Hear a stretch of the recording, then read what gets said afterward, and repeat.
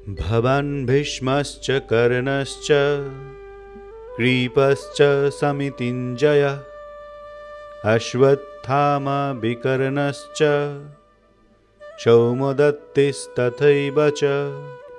পাণ্ডবদের সৈন্যদলের শ্রেষ্ঠ মহারথীদের মতোই কৌরবদের সৈন্যদলেও যে শ্রেষ্ঠ মহারথীরা আছেন তাদের কথাই এই প্রথম অধ্যায়ের অষ্টম শ্লোকে রাজা দুর্যোধন গুরু দ্রোণাচার্যকে বলছেন।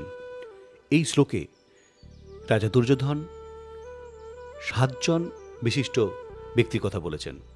গুরু দ্রোণাচার্য, পিতামহ ভীষ্ম, কর্ণ, কৃপাচার্য, অশ্বত্থামা, বিকর্ণ এবং সৌমদত্তি অর্থাৎ সোমদত্তের পুত্র ভূরিশ্রবা।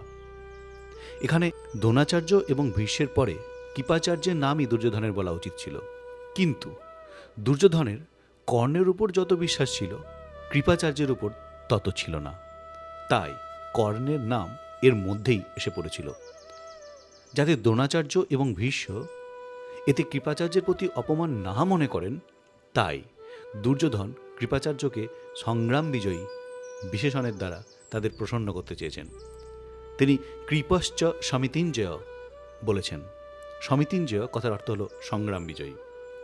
তারপরে তিনি বলেছেন অশ্বত্থামা। অশ্বত্থামা হলেন গুরু দ্রোণাচার্যের পুত্র।